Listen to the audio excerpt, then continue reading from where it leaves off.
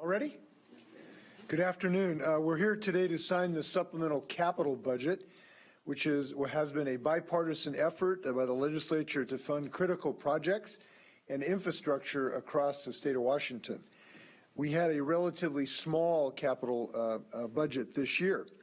That said, the projects in this budget include nearly $15 million to develop and preserve affordable community housing and homeless shelter capacity. Investments like this will help us reduce homelessness and bring people inside with compassion and dignity. This amount is in addition to the $55 million that the operating budget invests in the Housing Trust Fund. This budget includes funding to address school seismic safety, retrofits for K through 12 schools that really are at risk.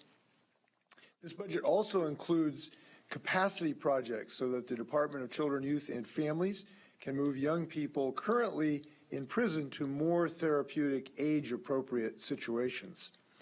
It provides an additional $34 million in capital investments for ORCA recovery-related projects. I am not vetoing any projects in this capital budget.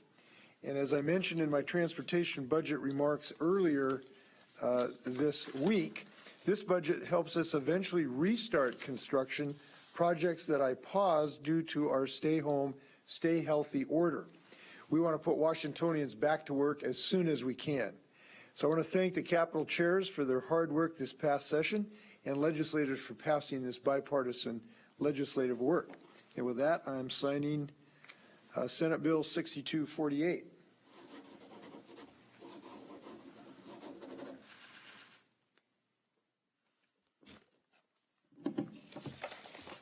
And I'm just going to put this over here for now, Angie. Okay. Thank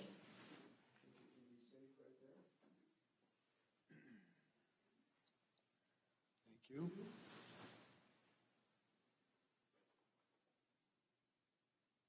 get to that ministerial work in a moment. We're also here today to sign our supplemental operating budget for 2020.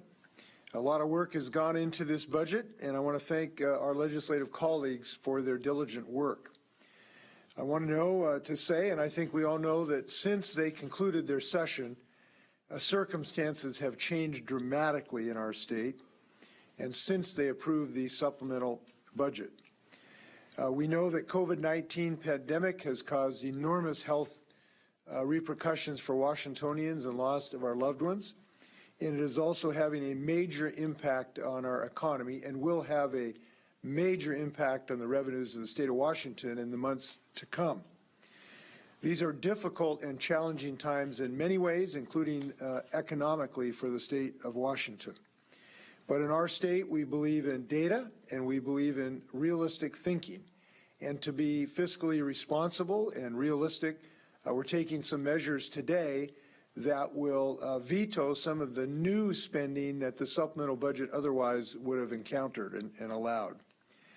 Under normal circumstances, I would not veto bills that are good policy and smart investments over time, but simply put, these are not normal times, and we cannot sleepwalk our way through this fiscal crisis that the state of Washington will be in the months and perhaps years to come. As we address the health crisis, we must look ahead to the fiscal pain as well as the health pain that is a reality. It's all but certain that we will need to make budget adjustments in the next cycle, and we need to get started right now.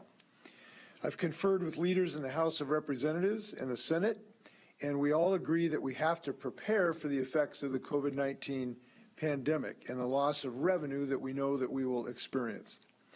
With revenue collections expected to fall sharply this year, I've asked my budget staff to scrub the budget for new spending in the supplemental budget to see where savings may be obtained.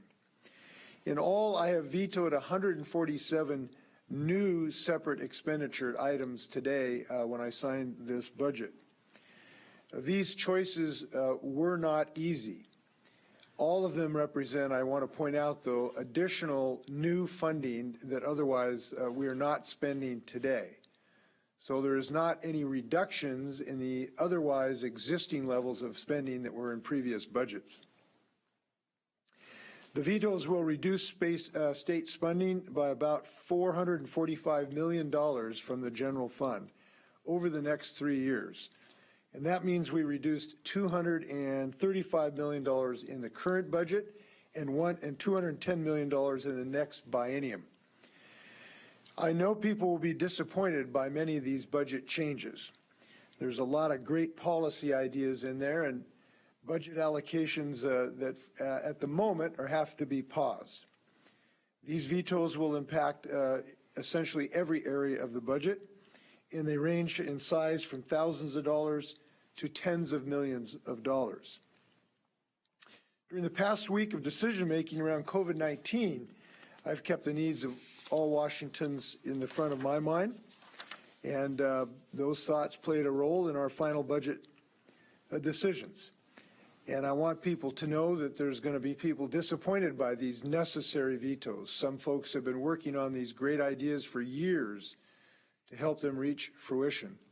And I want people to know that I share the pain of those decisions.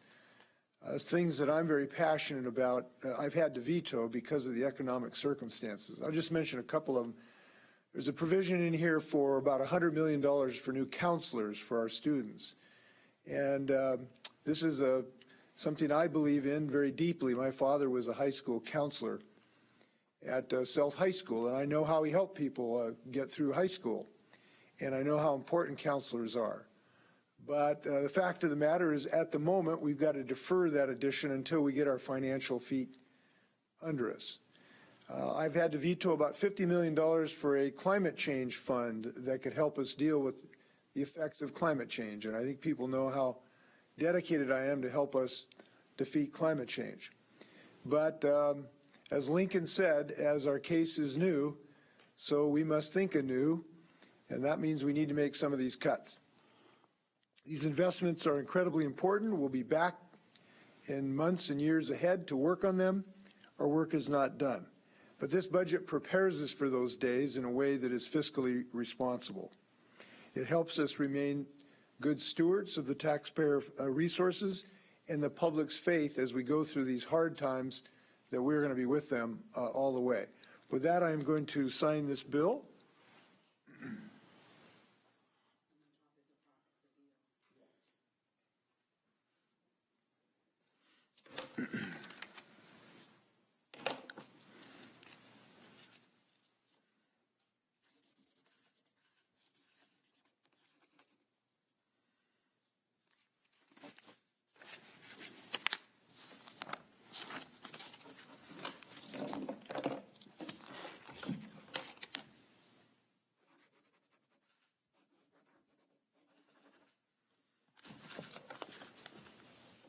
And I have signed the supplemental budget. With that, happy to stand for questions. Senator, you mentioned that these vetoes are going to save about $445 million over the next 3 years. Is that enough to deal with the ongoing economic impact to the state? And then more broadly, can you speak to the potential revenue shortfall that the state's likely to face and how that compares to the last time the state saw similar challenges during the 2008 session? Well, the $445 million is a substantial step to try to right our fiscal ship that we know will be in very, very troubled waters. We cannot predict how deep that will be, but we are concerned about the potential that we would run through our about $3 billion reserve. In order to reduce the chance of that, that is why we've reduced new spending by about $445 million. It is impossible to predict the months to come. We will watch this very carefully. We are proud of Washingtonians who are really committed to the Stay Home, Stay Healthy initiative, and the reason is the best way to solve our economic challenges are to solve our COVID-19 challenges. And people all over the state are staying home, taking care of themselves, and that is great economic news because the faster we get through this pandemic, the faster we will be able to get our economy up and running again. So these things are linked. We have made a smart decision today to reduce the new spending, but ultimately, if we're going to right our economic ship, We simply have to get through this pandemic, and people are helping us do that. I want to thank Washingtonians all over the state. Once we get through this pandemic, then we can start rebuilding, and we're going to do it as fast as humanly possible. As far as how this compares to other recessions, I haven't certainly done any science, but I have to believe it's one of the most severe downturns in our revenues that we've ever seen, particularly given its rapidity. I don't believe that I can think of another time in Washington where we've had such a large number of people out of work at such a rapid pace. Our unemployment compensation claims have skyrocketed. They're 4, 5, 6 times higher in 1 week than any other week during the Great Recession. So this hit us fast, and we've got to work hard to keep the hemorrhaging to a minimum. Next question comes from Essex with Pirate.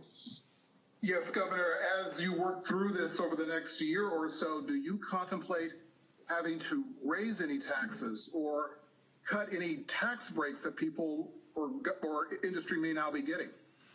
Well, we intend to make good fiscally responsible decisions, and what those decisions are going to depend on the circumstances that then exist. I can tell you, though, that there are some things we've learned from past experience.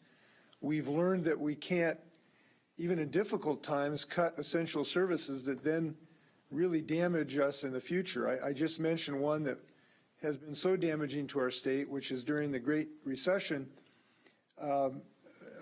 Mental health services were just cut to the bone, and you know, we're years and years after that still struggling and working hard to get out from that shadow. So we're not going to cut essential services to people in the state of Washington. We're going to find a way to finance them, and we'll all do the best job we can. Next question is from Joe with the Seattle Times. Governor, unless this turns around very fast, it does seem like you're going to have to make spending reductions or the legislature in the coming months. And given what you just said, I mean, there's only a limited amount of place in the budget where you can make cuts, especially if you consider education constitutionally protected, as the court has ruled. So how are you going to avoid slashing things like mental health spending without cutting in other places like the schools? Well, fortunately, we have made good decisions that have looked towards a rainy day, and we have about $3 billion in our reserve accounts. And we are relatively healthy in that regard compared to other states. So we do have a very healthy cushion. And I want to thank my predecessor governors and our predecessor legislators who have helped create that fund. This is exactly the reason that we have that fund, to try to cushion those shocks. So time will tell, but we're all making decisions as early as we can to the extent possible, reduce the prospects that we would go through that reserve fund. And that's what we're doing today. And I've had good discussions with legislator leaders of both parties. Even though these are very difficult cuts, they have shown that they understand their necessity. And generally, I think legislators understand, even though they may have been passionate about some of these projects, understand that we're all in the same soup and we all got to get through it together. And these are the right direction today. Next is Chris Daniels with Team 5. Good afternoon. As you're probably aware, in the last hour, the president has announced new CDC guidelines for coverings, facial coverings, masks for people that are going outside. Governors in Pennsylvania, Vermont, Colorado have also urged the same. What do you say this afternoon to people about what they should do when they go outside? And secondly, where are people supposed to get these masks based on the CDC guidelines? Well, actually, I have been vetoing bills for the last hour and a half, so I have not heard what the president had to say. Obviously, we're going to look at what the experts say in the administration, Dr. Fauci and others. I'll be looking at his advice. I know our public health officials will as well. I can tell you that I wore a cloth mask of homemade design, basically a kind of a scarf. This morning when I went out to the food bank, the members of the National Guard were wearing masks. I can tell you a couple things. One, I've been told that their primary benefit is to protect other people, not the person wearing the cloth mask. and to try to prevent droplets and the others from spreading. So you're really protecting other people when you wear this, perhaps more than yourself. The second thing is that right now, until we get additional medical quality masks, we really need our nurses to have the surgical masks and the N95s. We need our doctors and our respiratory therapists. We need our police officers and our fire department. And to some degree, our grocery workers, they need to have the first priority on the very limited supply we have. Now, we're building that supply as fast as we can. But what I would recommend to people, if you're just going for a walk, something of your own design, we will try to get you some information about the best type of fabric to use. That is much better than trying to take a surgical mask from a nurse who's going in and risking his or her life, exposing himself to COVID-19. So we'll have more things to say in the near future about what our state is advising, but I need to allow our physicians to give you advice in that regard. Next, we'll go to Jim Camden with the Spokesman Review. Governor, when will Washington renters know whether the moratorium on evictions will be extended? We're hearing that some people are being told to prioritize payment of rent if that moratorium isn't extended, and go to the food bank instead for food. Well, I believe we are extending this during the course of our stay home, stay healthy measure. And so we will be extending it to that extent and then consider it after that date. And I also want to know that we are trying to ramp up our capability of delivering unemployment compensation as fast as possible. And I wish I could say those are going to go out in the next 60 minutes. But our system has been overwhelmed because of the number of people who are claiming unemployment. This is one of the reasons we put the moratorium on evictions. And we've also had some success in getting the financial institutions to put, in a sense, a forbearance or a moratorium on foreclosures. So we don't want additional homelessness during this period of time. That's why we took these measures by executive action. And we're going to try everything we can to help people through this crisis as fast as we can till we get to calmer waters. Next, we go to Keith with Como. Keith, are you there? We will come back to him. Next, we'll go to Jim Drew with the News Tribune. Governor, back to the state budget issue. Congress is working on a fourth bill in response to COVID-19. I was wondering what your expectations are in terms of federal funding that would help Washington and other states deal with this anticipated sharp decline in revenue. Well, an obvious suggestion is the states themselves could use some help from the federal government. Governors, Republicans, and Democrats are going to be requesting additional funds for the state themselves for the myriad things we have. That's the obvious thing. The Congress has done a good job, in my book, helping people to stay afloat, to keep their boat afloat until we get to better economic times, with major expansion of unemployment compensation, major expansion of small business loans so we can help restaurants and small business people who are in such difficult issues, other expansions of other programs. But I think the next step has to be a much, in a sense, larger and more long-term one. Here's the way I look at this. In lessons from history, my mother-in-law is 102, and she knew a little bit about the Great Depression. And in the Great Depression, when it hit, the federal government tried a lot of things to get us out of the Great Depression. A whole bunch of alphabet soup agencies were started. But the only thing that got us out of that ditch was massive investment associated with World War II. And only when the community decided to face a mortal threat with a huge investment of public resources did we create the demand that we needed to really start a healthy economy. And thank goodness we did. I think we need the same thing right now, which is massive investment to drive new jobs and drive new wealth creation. We essentially have been sort of just plugging the holes in the boat here. Unemployment compensation, small business loans, these are good things. These are necessary things. The anxiety that families have today is huge about how they're going to keep their families together. But that's not enough. We have to create whole new demand for goods and services and infrastructure. Now, there's many things we could do to solve that. The two that are largest in my book are transportation infrastructure. The United States is full of rusty old bridges that need to be replaced and new high-capacity transit that needs to be built. We certainly need that continued in the state of Washington, and every state can use that. And a second potential category is the necessary rebuilding of our energy system. We have a 19th century energy system based on types of fuels that we have to transition off of. This is obvious, and it is a perfect moment to generate a demand to put people to work. So I'm really hopeful that the Congress will think long-term and think big and think in historic terms, because I do believe the shock to our economy is equivalent to some of the things we saw in the early 1930s.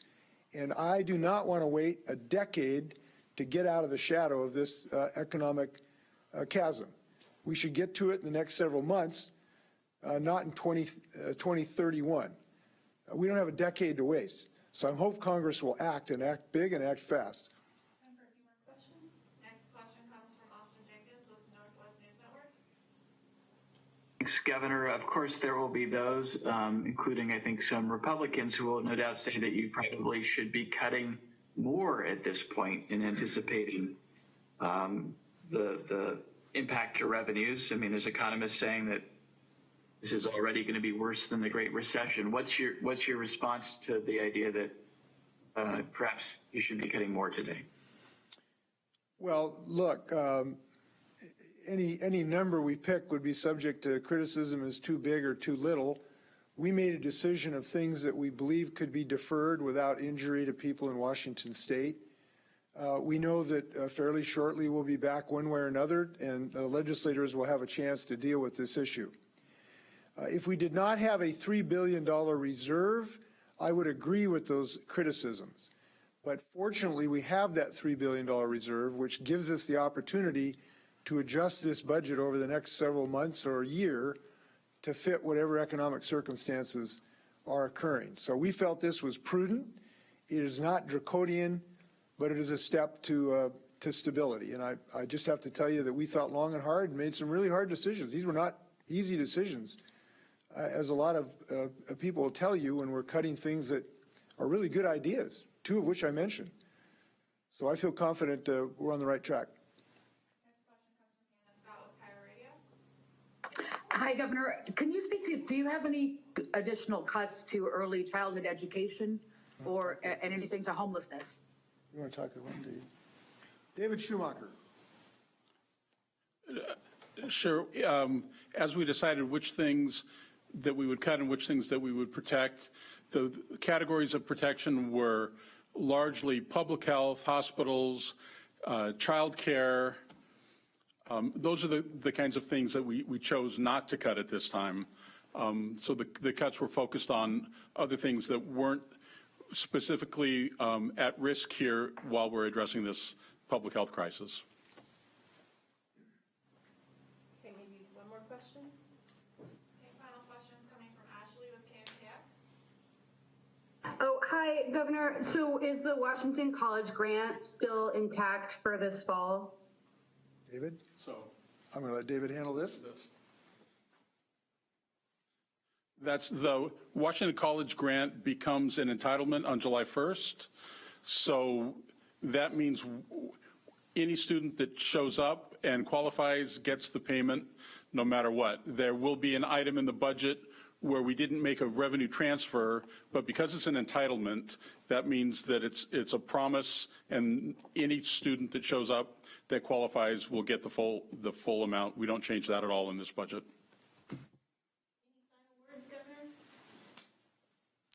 No, I just want to thank the people in the state who are helping us get through this. As I've said, we're seeing some good signs that what we're doing is having a benefit. And in the next several days, when people decide what they're going to do with their lives, I hope they think about the safety of their families and the fact that the more we're dedicated to this project, the sooner we will be back to life as we kind of are used to. So I want to thank everybody for what they're doing and encourage them in the days to come. And wash your hands. Thanks a lot.